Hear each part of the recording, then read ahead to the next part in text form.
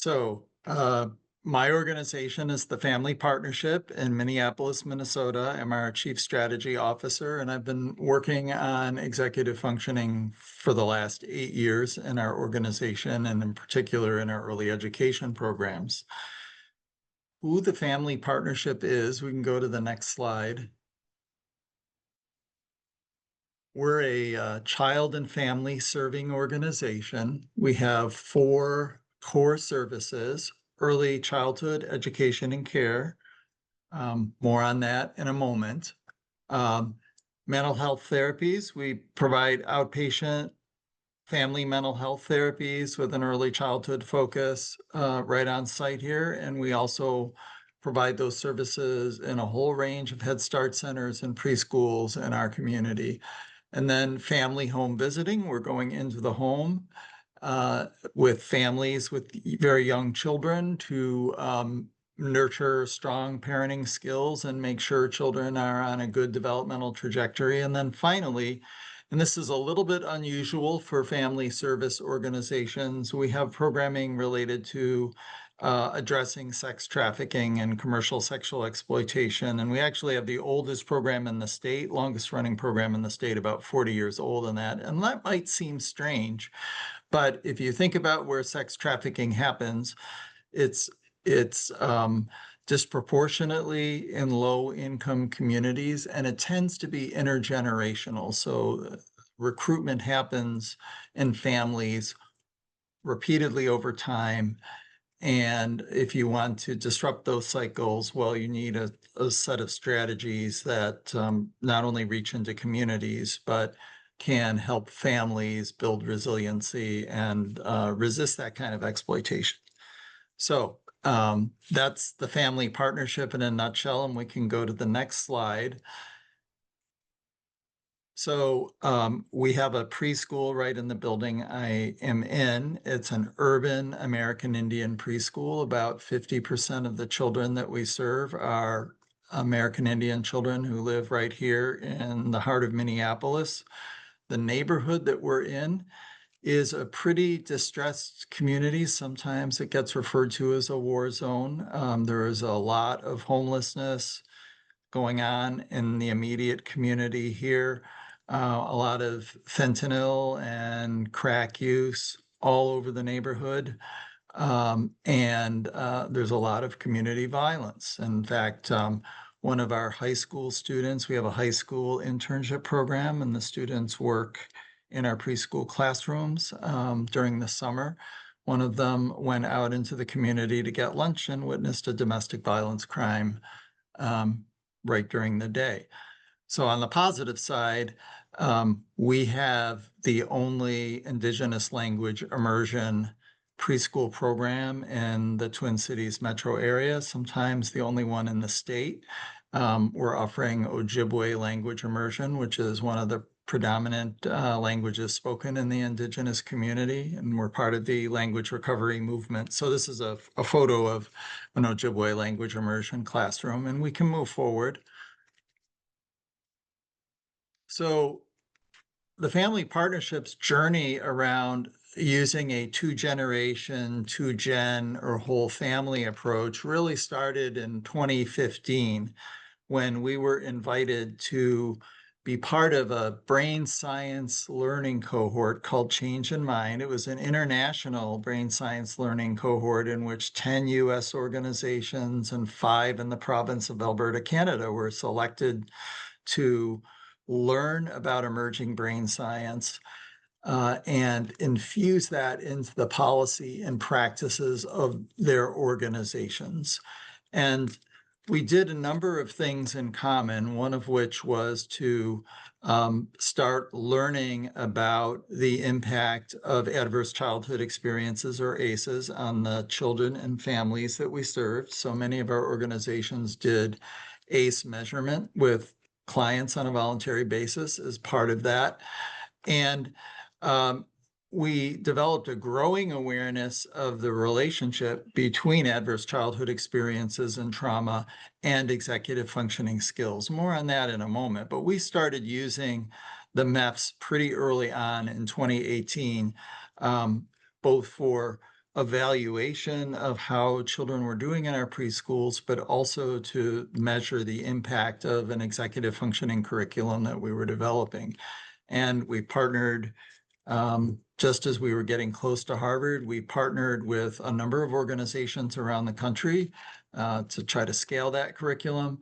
And then from 2017 on, we really started expanding a range of two-generation or whole family strategies in the organization, closed programs that we felt had little potential to work with the whole family. So if they were only child-facing programs or only adult-facing programs, we kind of closed a lot of those programs and kept the ones where we thought we had the most potential to engage fully with children and families. So we can move on to talk a little bit about what that looks like. So Ascend at the Aspen Institute is the national convener of research, direct practice knowledge, and public policy advocacy around whole family or two-generation approaches. And they developed a kind of a visual map that they call the two-gen gears. And so we created our own version of that map. And when you think about gears and what they offer, they kind of offer two things. One is that they offer leverage. They can help you move things more easily. They also offer synchronization and acceleration. So if you have a bunch of gears working together, you can get things done faster with less energy input. And so what we did, the gears, the bold print there, those are the major domains that you want to have involved in a two-generation approach. Now, one organization doesn't have to offer all of those different kinds of services or programming. It can be a group of organizations that are working together with some kind of backbone organization or a set of alliances that is helping to promote that. But the important step we took was we first of all mapped our own programs for where we thought we had strength. And those areas of strength were in health and well-being, early childhood, K through 12, and social capital. And the areas that we felt we were not very strong in were post-secondary and workforce strategies and economic assets.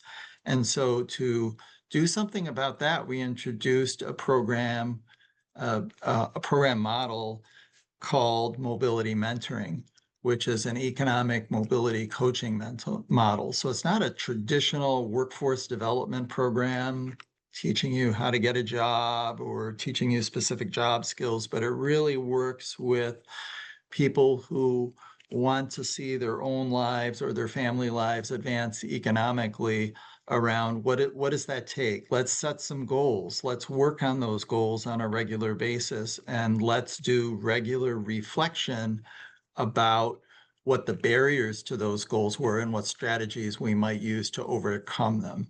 So the facilitator's role is really a coaching role, and it is an executive functioning model, which is really designed intentionally to boost executive function of both adults and other family members around the adults, because children definitely see what happens when their parents are working this model, and they become very supportive of their parents' efforts to advance. So we can move forward. And the connection to executive function, particularly in the early years, was one of the first things that we learned about in this brain science learning cohort. Jack Shonkoff from Harvard Center on the Developing Child came on the first day we were together as a cohort, and we learned that executive function skills are growing at the fastest pace with the least energy input in 3 to 5-year-olds. And then there's a second period of somewhat rapid growth in adolescence to early adulthood. So those are those two gold pillars there. But the easiest, fastest time when executive function skills are growing is in the early years, 3 to 5-year-olds. And that's also the time of greatest developmental sensitivity to adverse childhood experiences. So it's a time frame in which we have an important role to play in buffering children's executive function skills. And awareness of children's vulnerability and of the opportunity here is not high in our society, right? Most people know that smoking will cause cancer, but very few people know that exposure to domestic violence and other kinds of things can really affect young people's behavior and health conditions later in life. But we don't have to wait till someone is an adult to intervene around adverse childhood experiences and executive function. We can start now. We can start while children are in our care. So moving ahead. Great. So Dr. Stephanie Jones from Harvard University, she's an educational psychologist, was commissioned by the Federal Administration for Children and Families to build a conceptual map of executive function and self-regulation skills. The reason she was asked to do that is because there's so many different words that are used for this set of skills. We've talked today about hot executive function and cold executive function. And in this conceptual map, a lot of what we're talking about when we're talking about hot executive function is that red area of effortful control. It's where emotions come into play and conditions in the environment are high stakes. And then executive function as more of a cognitive set of tasks when the stakes aren't as high, that's that executive function domain in blue. But the key thing is that these skills stack up over time. You go from basic or foundational skills to higher level skills, so that by the time a young person is in adolescence, they're starting on the executive functioning side to be building skills around planning and problem solving and goal setting. And on the more effortful control side over time, they're building skills around persistent and grit that are, the staying power kinds of skills that you need to make healthy decisions as you get into your teen years. So I just wanted to share this because I think it's a really good conceptual model for thinking about where we're making our initial contribution in the early years, which is on the lower end of the stack. But these skills continue on, and that's why we never give up on young people and young adults and parents. And we can move on. So when I've been thinking about executive functioning in adults, first of all, my role changed about a month ago when our preschool director decided she had to resign for health reasons. So my day has changed to getting to our center at 7:15 in the morning every day and running a preschool. So if you are in environments where you're seeing directors who are very distracted or facing many challenges, or you're seeing teachers who are stressed out, either because of how many things they have to manage in their classroom and in their daily routine, or because of the stressful behaviors of the children, I'm right there with you. I had a teacher who was in my office almost crying yesterday because of the behavior of a child that was changing really significantly and posing some risk for other kids. So he was at a stage where he was questioning whether he could continue in this role, whether he could be able to, whether he was effective, right? And my role in that instance was co-regulation, was really talking to him about what he was seeing, encouraging him to reflect on the experiences he was having, and then doing some mutual problem solving, as well as thinking about what other resources we could bring in, since we have a therapist who's working with that child, for one. So the tools we have to build EF in adults are, there's a set of tools and practices, there's coaching strategies, there's environment and culture, and there's curriculum that can be used with youth and adults. And so we've been talking a little bit about the role of coaches. And I think some of the other things when we're talking about environment and culture, I'm going to share an example with you now that I think really goes deeper into that, as well as coaching. So we're going to jump forward to the next slide. We've been participating in an effort called 80 by 3. which is a project of Greater Twin Cities United Way. The goal of 80 by 3 is to equip early education programs with the tools they need to avoid teacher burnout. So it's really about retaining teachers, building their confidence, building their skills. And that has sort of the stack of things on the left-hand side of the screen are the levers of action. So it's knowledge building, helping teachers understand trauma. And I think of trauma a lot of the time as the other side of the balance beam from executive function, right? Trauma is when you start to see long-term symptoms and behaviors that are due to an erosion of executive function, due to negative things that have happened in the environment of a child or in the environment of an adult. So it's knowledge building so the teachers are aware of when they're seeing trauma, and they're also aware of when they're being directly affected by trauma experiences of children. So it's about addressing secondary trauma.